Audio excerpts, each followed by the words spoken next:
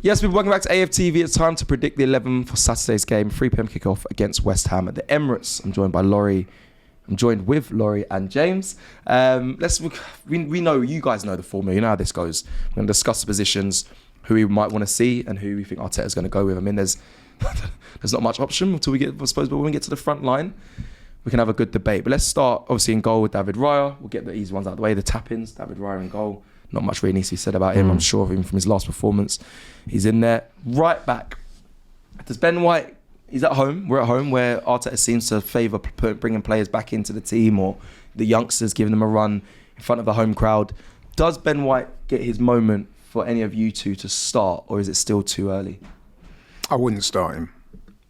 I think it's a bit too soon to come back from injury. This is obviously a must-win game.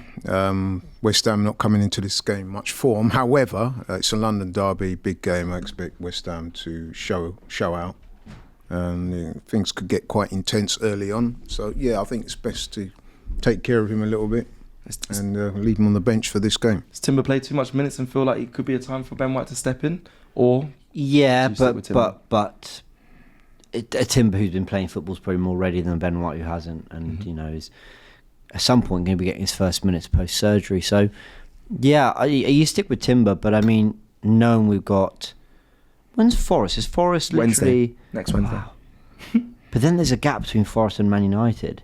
Yeah. I think you start Timber, but I mean, if you need him for Forest, you can bring Ben White on with 30 to go.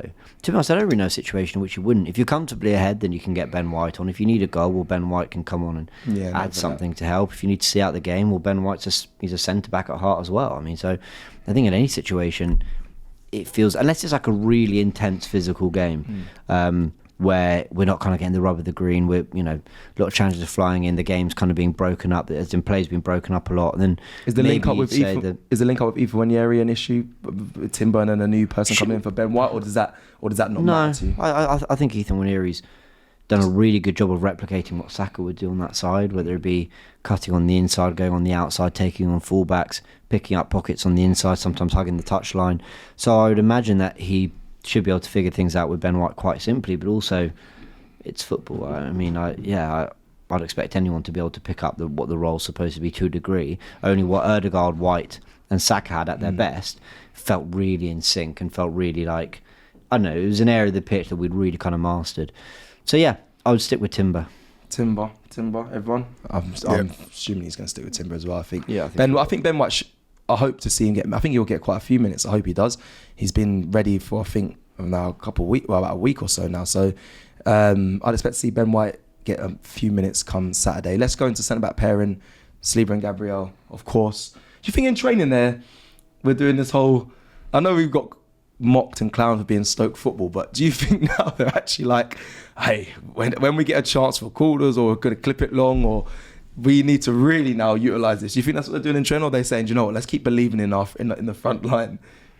What do you think? No, I think they're just having fun with it. I mean, when there's a chance to score, we all got excited as, players of whatever age, when there's an opportunity to score a goal.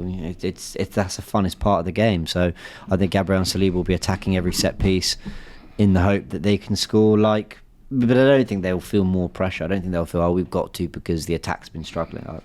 And they'll just do their thing. Fair. Laurie, left back, Miles Lewis-Skelly or Calafiori. So Miles Lewis-Skelly start in that position for you. Do you want to see him start in that position, or do you think Arteta's going to rotate it, because that Nottingham Forest game is coming on the Wednesday, and you might want...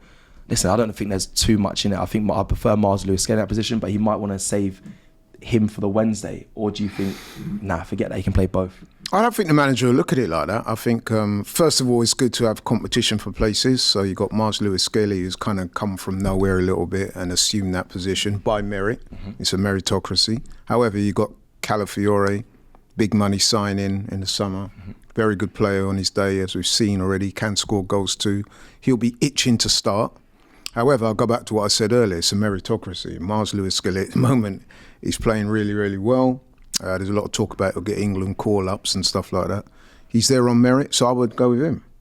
Is that fair? You've got an able replacement on the bench. I know Calafiori is probably itching to play. Yeah. Because, like I said, he's coming as a big money signing. However, Miles Lewis-Skelly at the moment, man, you can't look past him. Is that fair to say? Has he got to earn his position back, Calafiori, or is it more tactical than that, James? Is it No, more of course he's got to earn it generally back, Yeah. but I think you can rotate. I'm actually tempted to give Calafiori the start in this game and give Lewis-Skelly the start against Forest, but. You know, if it's Bowen playing off the right or even Kudus, it's a big task for Calafiori. It's weird. Calafiori hasn't been what I thought he'd be. I thought he'd be defensively really sound, and that he's not been bad defensively, but he's not been as good as I thought he'd be. And I thought he'd be neat on the ball, but he's actually been more of a bulldozing, like up and down fullback. He actually loves to carry the ball. We knew he loved to carry the ball into the midfield anyway, but he's been driving up and down that pitch really well. I actually think that complements Leandro Trossard nicely, because Trossard is a little bit more pass and move, although he's been getting the better of his fullbacks recently. So I'll give it to Calafiori, but it wouldn't surprise me at all if we went for Lewis-Skelly for this game. Lewis-Skelly's been our best left back, so he definitely starts Forest for me. Yeah. I think for this game, I think you can go with Calafiori and mix it up and rotate a little bit. I think Arteta can go with Calafiori, but I feel like Miles Lewis-Skelly represents more what Zinchenko is at Arsenal by inverting more. He's more, obviously, he also defends a lot, obviously, in my opinion, a lot better than Zinchenko, but the inverted side is when we're more on the ball. I see that more for Miles Lewis-Skelly, which I think favours him being in this fixture, because West Ham, I think we'll have a majority of the ball when we play West Ham this Saturday. But Lewis-Skelly, sorry to cut you, has reminded me more of Timber, actually. Like, really good ground duelling, drives into space when it's there. Like, real tenacity to his defending. Like, I remember when he came up against Morgan Rogers, we saw what Morgan Rogers just did the other day against Liverpool. Brilliant carry, and he wasn't able to do any of that at the Emirates because Lewis-Skelly was on him. Like, yeah, I think you're right physicality-wise. I think you're spot on with Timber, the comparison to Timber there, but I think offensive-wise, Calafiori is more the marauding going forward down that touchline, but I think Miles Lewis-Skelly more so inverts and gets on the ball from the invert. But he's as powerful as Timber, and I understand the comparison there, but I think for offensively, we'll have more of the ball. I think you want that Miles Lewis-Skelly to get on the ball in the midfield. Yeah, no, I Calafiori, do agree with that. Given that. He'll start Lewis-Skelly, but I'd go for Calafiori just to mix it up. Okay, midfield three. Partey, Odegaard and Rice, or... Well, no, there isn't, is there? I mean, you wouldn't. I don't think you'd play Jorginho over Partey at the moment. No. Yeah, I agree. I mean, let's be honest though, Partey didn't have his best game. I think he came out and said after the game that he wasn't at his best. He admitted that. So it's against Leicester, right? Yeah. He wasn't at his best. Yeah. Actually, there was a few of them. He did mention that, but I don't think. I think first half he was bad, but then I thought he picked up. I thought he did some really good things. I thought he also did some incredibly stupid things. Like there's Partey will always play in this kind of like second gear nature. I don't know how to explain it. It's part of what makes him so good. Like being smooth on the ball, like always feeling like he can sort of take a little touch and glide away from a player. But then sometimes when that doesn't come off, it looks really lazy, and it's not. He's not a lazy footballer, but you know sometimes there'll be a wayward pass, and you're thinking, how did you get that wrong, Thomas Partey? But then when he does glide past a player or two, it looks so effortless, and it's all part of the same kind of style he kind of plays the game with. So I can see why he's frustrating for some, but I think he's probably going to keep his place because Declan Rice is covering so much ground as well. So I agree with most of that. I think the thing with Partey is that I've noticed that at times, James is right, he makes that wayward pass or he gets dispossessed and you think, how did that happen? I kind of attribute it to he switches off sometimes, the lack of concentration over the 90-minute period, which is not great. But when he is at his best and he's getting the team up the pitch and some of his passing is really good, he can cut up defences. Is there an argument to say that that player of that standard, he's one trying to find them forward passes which are more risky, more difficult, more that they're key passes. That's why sometimes they look wayward or they're not to the man and the team count on us. No. Sometimes it's like what James said. Sometimes it's just like simple passes. You think, how'd you get that wrong? Yeah. And like I said, it's what they call unforced errors. You think, what? Yeah. And I can only put that down to a lack of concentration or focus at that time. However, the positive thing is when he's playing well, he gets us up the pitch. Like I said, the passes, the through passes, especially when you get a team like West Ham, let's face it, we are going to have more of the ball. They are going to sit a little deep. So Partey is much better when it comes to breaking down teams like that. And I would also say that he's having a good season, Partey. He's in his last season, right? If his contract. Yeah, his last season. Not heard any news of him signing a new deal. No. But anyway, in terms of Saturday's game, I think, I would go with Partey. Jorginho is an able replacement, but I would definitely go with Partey. Okay, so that's the midfield three. I think we all agree on that, whether it's Arteta or ourselves. I think that's the strongest midfield three we have, and that's the one that we want to put in there. Right, front three. Odegaard needs to step up too, though. He does? Sorry, just quickly, because we talked a bit about Partey there, but I think Odegaard deserves the sort of same, eyes on him now. That creativity, that quality in the final third needs to come from him more than ever, because we're so depleted in that final third. So all eyes on Odegaard. I wasn't impressed during the Leicester game, but I did think he got a bit better as the game went on and played a key part, especially in that second goal. Okay, let's do the front three now. There was discourse, it's online, it's also after the game against Leicester, of some fans saying start the same front three because you can't kill a player or kick a player when he's down. We're going to need Sterling at some point. So do you play him into form and just keep him there? Because even if you go with, obviously the match winner, Mikel Merino, then you're looking at Sterling, who's going to be low on confidence as he is already. And then you're like, you're bringing him on. What's the point? So do you start him and keep his confidence high and keep the same front three against Leicester? Or you say, Mikel Merino, look what you've done. It's impossible to drop you. I'm actually split here as well. That's the thing. I'm really torn on this. I haven't come to a conclusion. And people might watch him and think, you look crazy. You have to go Mikel Merino. But it's West Ham. Do you play, like I said, do you play Sterling into form and just say, look, we still believe in you, we're going to need you? Or do you just sack him on the bench and this is the front three you have to just rely on through the whole game, regardless? You can bring on Sterling, but I promise you, if you kill his confidence by not starting him in the next game and you try and ask him to come on and change the game, I don't think that works as a player. No, I agree. He's clearly suffering from a lack of confidence. That is, it's so clear. However, there is a school of thought to say that the legs are not quite there. And, it's one of them. So it will be interesting, though, if they do play Sterling, do you play him left or right? Yes. And the reason why I ask is because if they play him on the left, then he's going to come up against Aaron Wan-Bissaka, who is, let's face it, a phenomenal defender. Yeah, I think if you look at Wan-Bissaka's starts, not many people do that well against him. Now, so you're asking an out of form, out of confidence Sterling to match up against one of the best Premier League defenders. I don't think that's going to work out too well for Raheem Sterling. But you know what, though? You raise a really good point. I would, and I'm trying to detach myself because obviously, I'm a fan of Sterling. I would lean towards giving him a start because I think the manager should try and show a little bit of confidence and a little bit of faith in him. Because like you said, if you just banish him to the stands, it's just going to look like it's totally lost for him. So whilst there is a glimmer of hope, I think you have to try and stay with it and see how it goes until you reach that point where you say, you know what, that is absolutely... Some people are there already. I'm not quite there yet. I'm still undecided. I still haven't made up my mind because you're right. I didn't think about Wan-Bissaka. Obviously, he's a very good one-on-one defender. And the thing, I'm talking about killing a player's confidence. Who, by the way, Sterling, I went through his...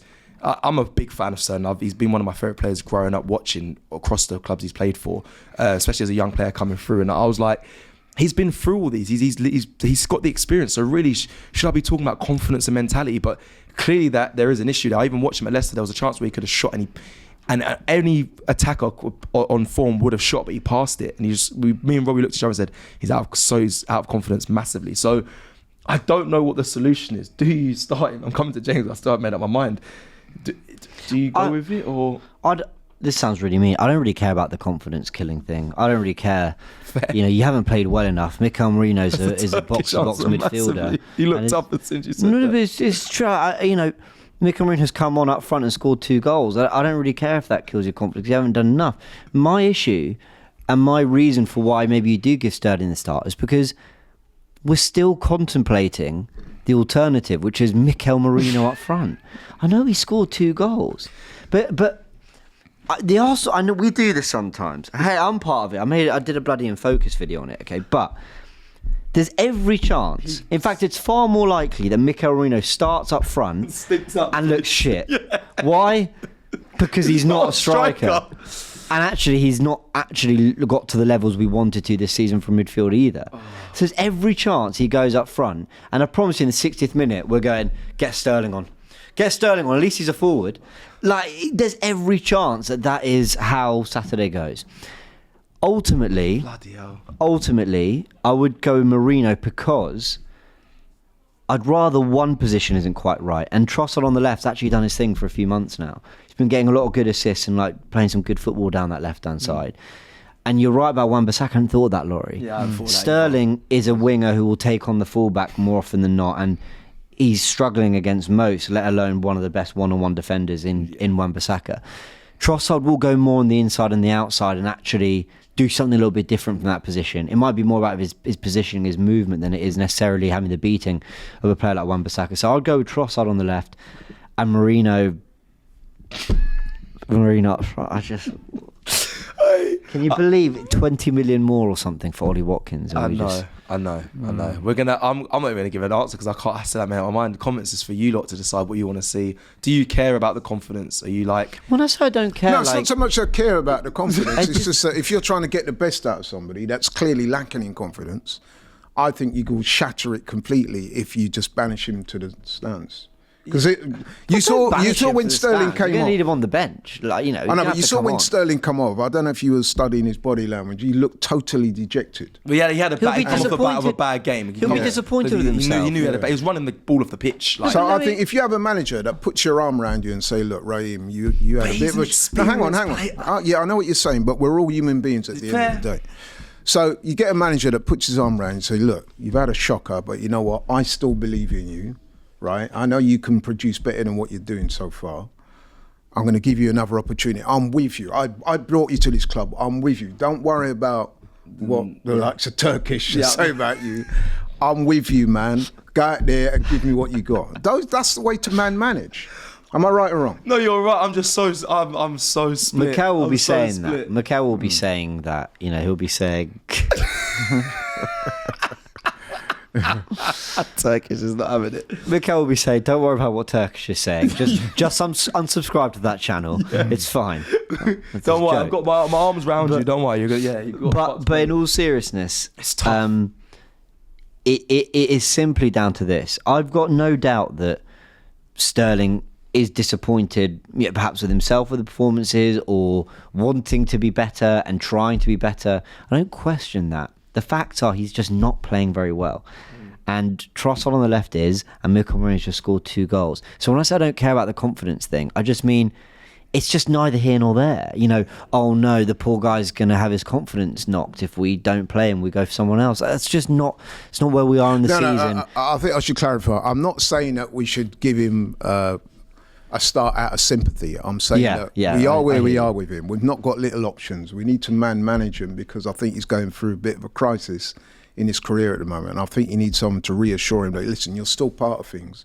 Don't get me wrong, you're not going to make excuses for his performance against Leicester, which, let's face it, even as a Raheem Sterling fan, that was poor. It wasn't acceptable. Could you play Sterling up front? I wouldn't do that. I was going to, if West Ham score, what's the solution if we go with Mikel Marino starting up front? And my thing was, you put Ethan in the 9, put Sterling on the right, and then put Trossard on the left. Yeah, because what kills a player's confidence? I don't like Sterling on the right. Do you not? When you've lost that burst of pace, it's very difficult as a right footer on the right. Whereas when you're on the left, you've got a few more different angles open up for you as a right footer, even if that pace isn't quite there. By the way, I still think he's got pace. Yeah, I don't think he's slow. I think he's still got pace, but I think Wan-Bissaka, like I said, will be really strong adversary for it. You saw what Jed Spence did to Sterling. On that day, he was just bigger, stronger, quicker, and he kind of just dealt with him. I just think if you're going to really kill his confidence, you go 1-0 down with Mikel Marino starting and you bring on someone else that's not Sterling to try and affect the game. That won't happen. I don't expect that to happen because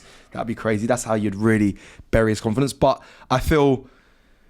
I don't know who should start there out of the 3 because I don't know how the game's going to play out. But you guys giving your opinions. People in the comments, I want you to give your opinions on who it should be. Do you go the same front 3 as Leicester and keep Marino off the bench as a surprise? Marino it is, I think. As a surprise. The same 3 that ended up though, or started? No, that started the game against Leicester. Or do you start with the front 3 that ended the game and keep Mikel Marino in the 9? It's a debate that you guys can have in the comments. I think people are going to say you have to start him, but at the moment, I want to see Tierney left wing more than I want to see Sterling. I thought that's what he was going to do against running Leicester. at players, whipping crosses into the box. I mean, it Into could be a our- left back, and a number 6 in our front three. Well, that is for the manager to deal with. We've given our predicted 11. Let us know your thoughts in the comments below. Let's hope Arsenal, in the end, just come out with 3 points. That's all that really matters. Thank you for watching this video. Like the video on the way out, and we'll see you soon.